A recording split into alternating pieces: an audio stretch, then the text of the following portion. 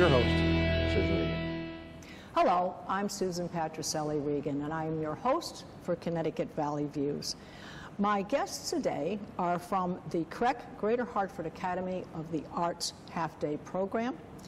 And I want to tell you that CREC is an acronym for the Capital Region Education Council.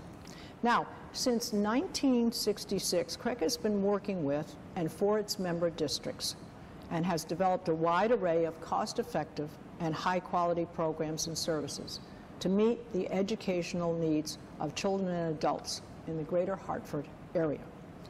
The Greater Hartford Academy of the Arts is a half-day program and high school program with an intense focus on the fine arts, and students study with professional artists and instructors in chosen art fields. So now I would like to present my guests, Natasha Miles. Hello. And she is the Visual Arts Department head. What a delight to have you here today. Thank you so much for having us. And Kim Stroud, and she is the Academy Director. Thank you for having us. So I think this is going to be a very interesting interview, and I think very informative to our viewers. So Kim and Natasha, we'll start out with you, Kim. Background, career background, how you became involved, how long you've been here. I'm not quite sure. This is either my 27th or 28th year, depending on how you count it. I've been here a long time.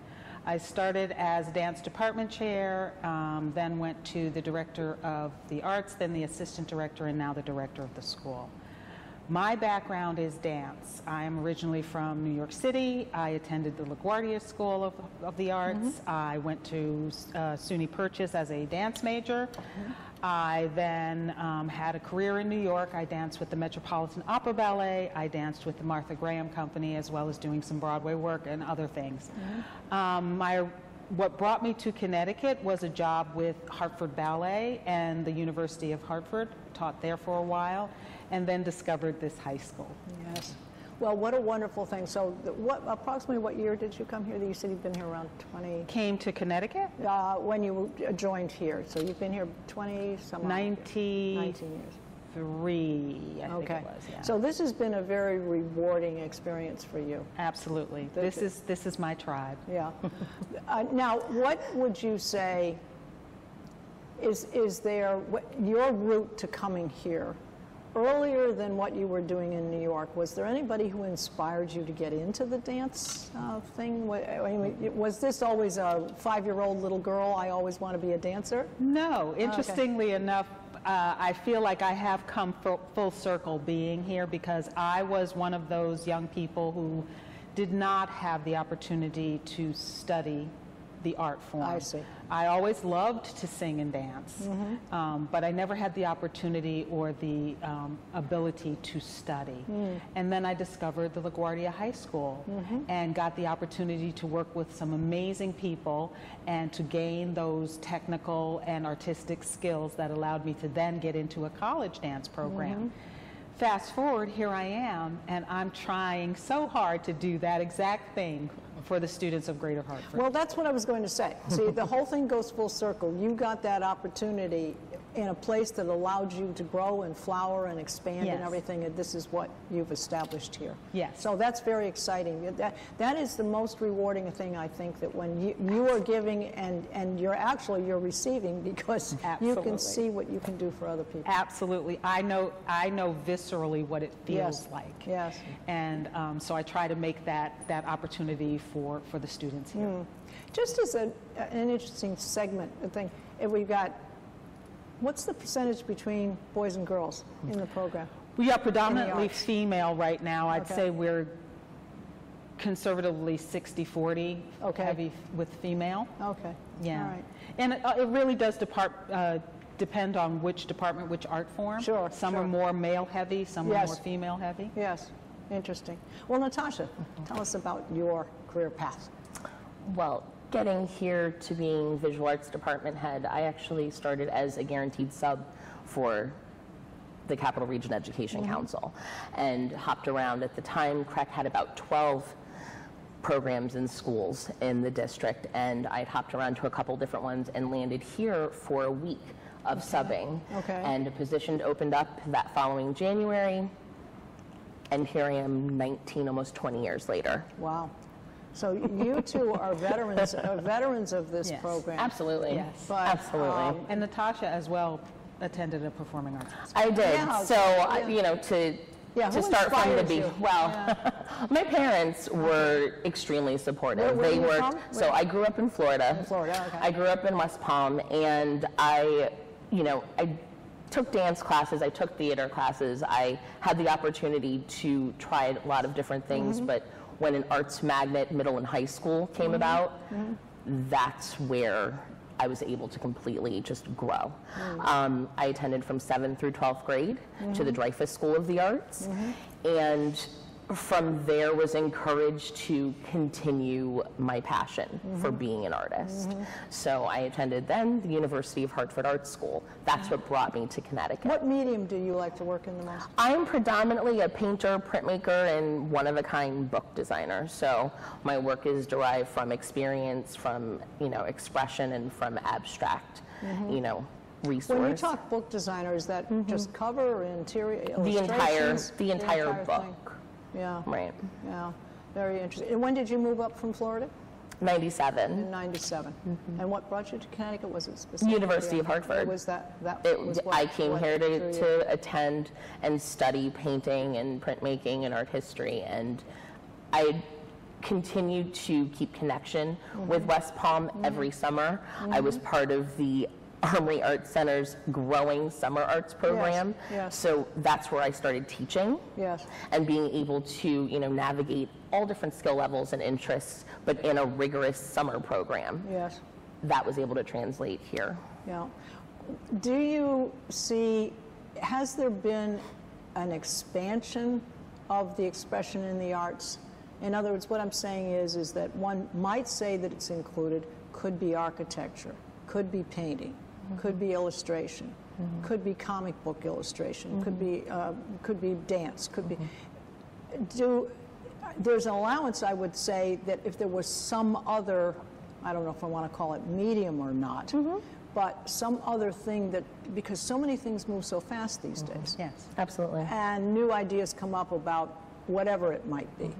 I mean, one might even say there could be a class on graffiti. I'm just making something. We have that. Well, there you go. Yeah, we totally have that. So we look at our curriculum all the time. Okay. It is evolving to the point where there will always be core fundamentals and foundations that are in place.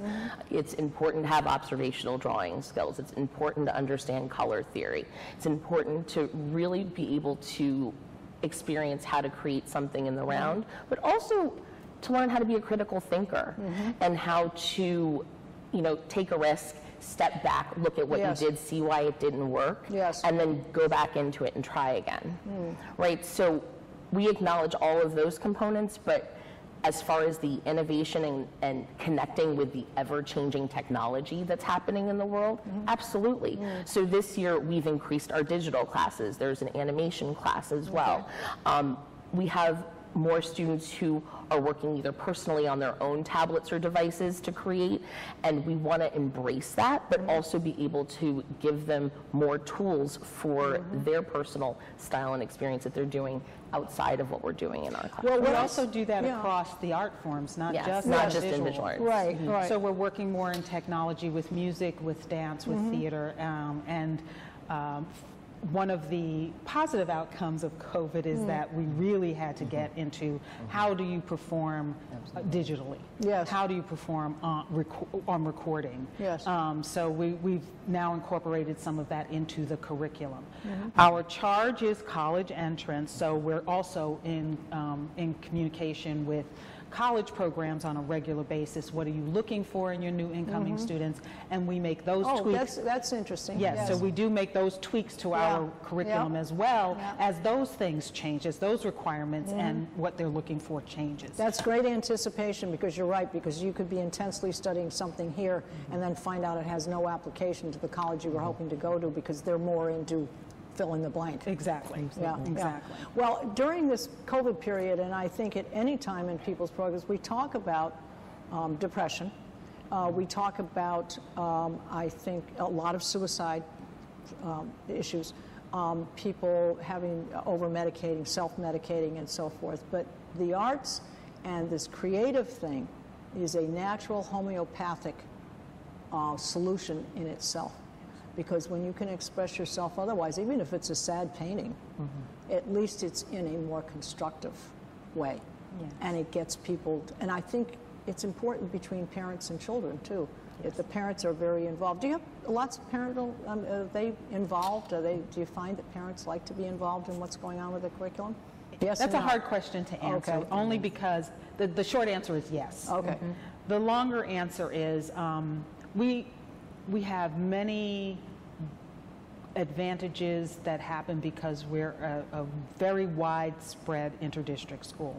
But we also have some challenges that are presented by being a very widespread interdistrict school. We have students from over 40 different towns and high schools coming to us every day. Wow. And so when you ask me about that, I mean, you know, would the parent from Meriden like to come here and be involved? Absolutely. And sometimes we do some things virtually that can involve more parents, but sometimes it's a family challenge to make that happen. If you have, you know, 3 little kids at home and dinner has to get on the table, and how do you get to Hartford and back, you know. So can you do Zoom things with parents? We do Zoom things with parents, absolutely. Yeah. So the answer is more complicated, but are they avid? Absolutely. Good. Good. Yeah, that's critical these days too, that parents are involved. Yes, they are. I think so. Well, the history of the establishment, and Kim, I'm going to direct this question to you, of the CREC Learning Corridor campus and its group. Does it include any special education students? So absolutely. Okay. Yes. So what would you say would be the proportion of special education students? I think we're about 13 to 14% special education students. Okay. An interesting phenomena, if you will, for us is that many of the things that challenge students in their normal high school requirements don't present themselves with what we do. Right, right. Because their creativity is not defined by X and Y, it is defined by them. Yes. And we also have the luxury, and I do appreciate that it's a luxury, to tailor curriculum to students when need be, because they don't have to pass you know, geometry in order to graduate. Yes. It's not like that. So, you know, if this student who has autism really wants to do you know, jazz music, and that's their thing, we can tailor to that student. Well, see, and what's good about this is that they are not set aside and segmented and so forth. You tailor to them, but they are involved with the regular students on an ongoing basis. And and we have done autism interviews before, and they said one of the most important things is to make sure that they have connection with your normal segment population attending school. This is very important in order to be able for them to transition at some point, hopefully. Right, right. And that wasn't a random statement. We actually have had musicians, gifted musicians. Wow. Yes, particularly on the autistic spectrum. Yes, they are. They can be very focused. Yes. Yes, very focused. And I want to ask Natasha, the Academy of the Heart's half-day program, give us a sense of how that works and, you know, how many students you have, how many do you see, and what is your responsibility as you work with them? So, you know, this campus is bustling around 12:25, 12:30. You have shuttle buses coming from all of our districts. At 1 o'clock, all studio classes commence for all 6 of our disciplines. So you have students in visual arts, dance, theater, musical theater, music, technical theater. Right? Is technical theater like theater design and production? So it's behind the scenes. It's all the support work for theater in creativity and in construction. So they do costume design and construction. They do scenic design and construction. They do lighting design and implementation. They do stage management. Wow. Yeah, and the students. That's really exciting. That's almost like a trade school. Absolutely, in that sense it is. And those students actually work. They do. That's really exciting. That's like being you know, kind of having an opportunity to work before you work. And Absolutely. That's right. And you That's could what say, it if you is. had any experience, yes, I did this. I was responsible for whatever. absolutely. No, that's fantastic. Yeah, we are a pre-professional, Yeah. you know, arts. So high give us a school. sense of your week, your schedule. How does that work? How many students do you see? And So the visual arts department currently has about 80 students. Okay. I have 6 faculty, and we are looking to hire 1 more. Okay. They have anywhere from 2 to 3 studio classes in the afternoon. The majority of those classes are those core fundamentals, so they are learning anything from watercolor to 3-dimensional sculpture to illustration and animation, right? They also have an opportunity, and this is encouraged for all disciplines, to take a course outside of their major. It is so important. Oh. It is so important that aspiring artists understand how others create, yes. especially with our mission and our, you know, true focus in our program by taking risks, embracing failure, and celebrating difference. So by doing that and having that as part of their everyday, you know, experience here in our program, it is significant to their growth. Well, I'd just like to say that we've had a very nice coalition this past year. My husband and I had established a foundation in memory of my mother, and it's the Sylvia Davis Patricelli Fine Arts Scholarship, and we were very happy to be part of your spring program and presenting that to some of the winners. So I think we feel a special bond with you folks. As I said earlier, I'm very supportive of you people, what you do, how professional you are. But at the same time, there's a very warm feeling about this school. As professional, you know, it doesn't have a clinical feel to it. It's very warm and encouraging and just well done, well done. So we just want to tell you we're delighted, and we're looking forward to next year's presentation and winners. Well, one of the things I think CREC did in its wisdom is to staff this school with professional artists as opposed to professional educators. Yes. And so there is a feeling and a culture of a master and apprentice as opposed to Yes. teacher and student. Yes. So in that sense, we all work together. We're all working together. And we, as the artists, acknowledge that we learn things from the students as well as they learning from us. So I think that's the feeling that you're sensing. Yeah, well, it's a very successful equation, and so keep up the good work in that department. Now, Kim, you talked a little bit about not so much the diversity of the students, but I think you said 40 some odd towns you draw from. Yes. And give us a sense of the diversity of students. So first of all, we are an interdistrict magnet. We draw students from all of the towns of the greater Hartford area and beyond. Students are allowed to come from anywhere here if they can get here. Right now, our racial demographic is roughly 45% Caucasian, and about 30% Hispanic, and about 25% African American, Black. So those are rough numbers, Yes. but that's about our breakdown. And then there's, you know, a smattering of other things in Yeah. there too. And has that remained fairly consistent, that breakdown? It's fairly consistent. You know, the numbers go this way or that way within a year, but roughly that's average. Now, either one of you, happy to have you respond to this, because this is very important for parents who might be considering doing. How does it work? Is it drawing names? Is it by number? You have to have a certain academic record to apply. How does that all work? Let's just say a parent was considering doing it. What's the first step they need to do? Well, I'll start. Okay. Our entrance is by lottery. Okay. And the lottery is done at the State Department of Education, not here. Okay.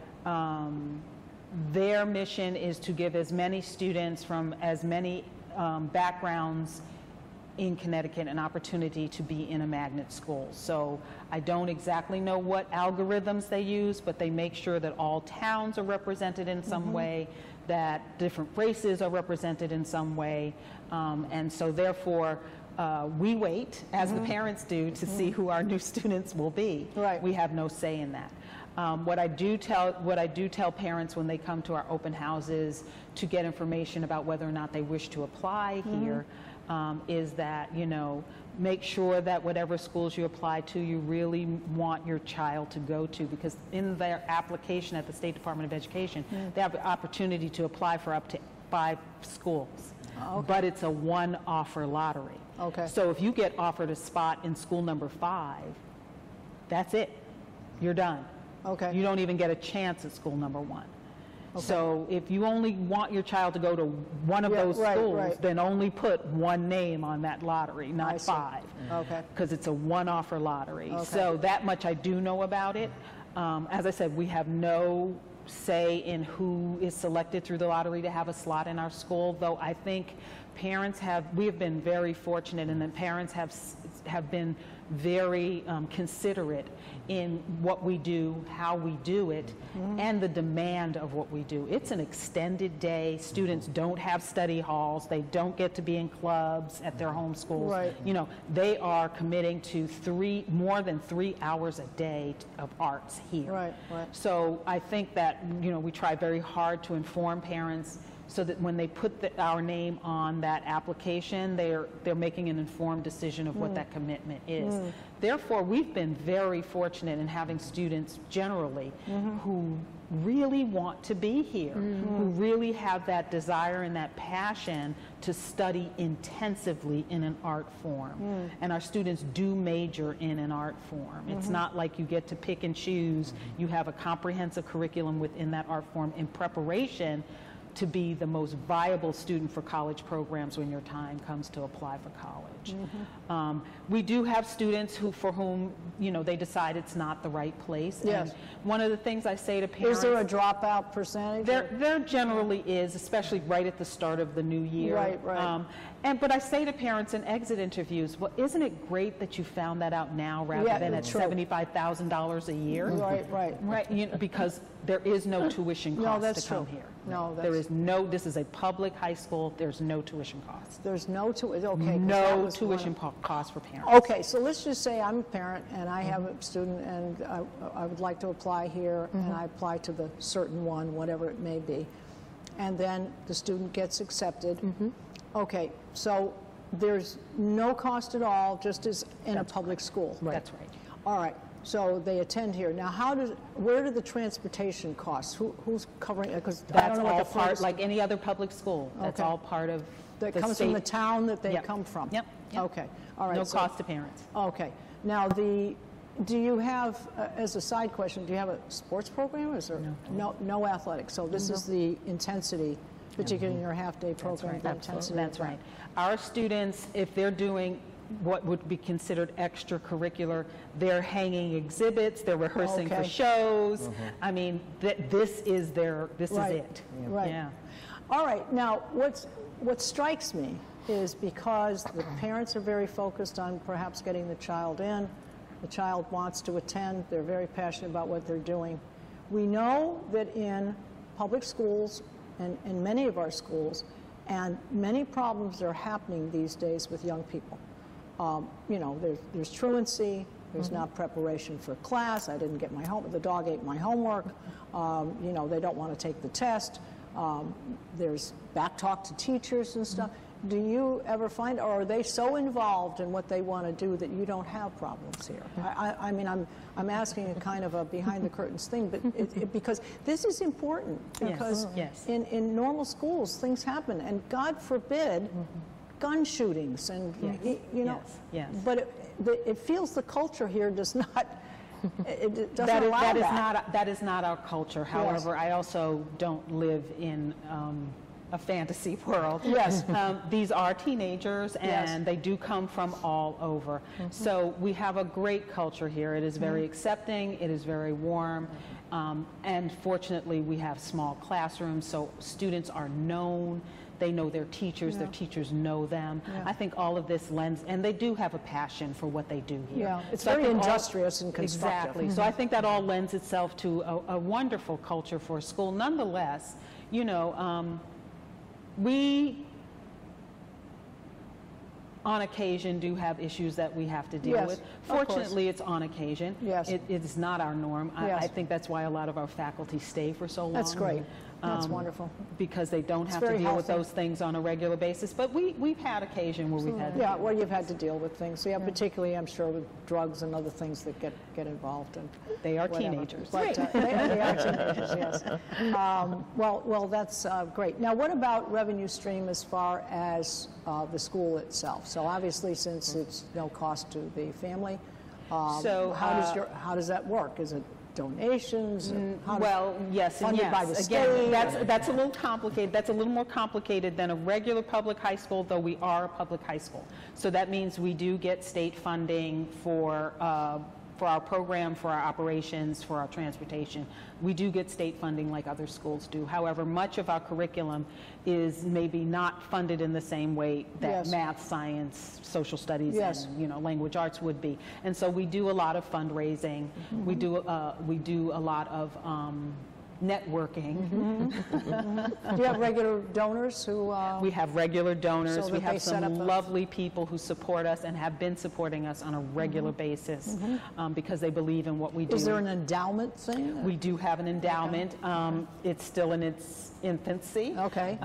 So it's not necessarily generating the amount of money that we would Yes. we hope it will at some point, but we do have an endowment that was started by our parents group many years ago. And so it's very slowly, very slowly growing. Yes. But it is growing. Yes. And we do have some donors who support us greatly. So, for instance, when we want to we're an interdistrict magnet.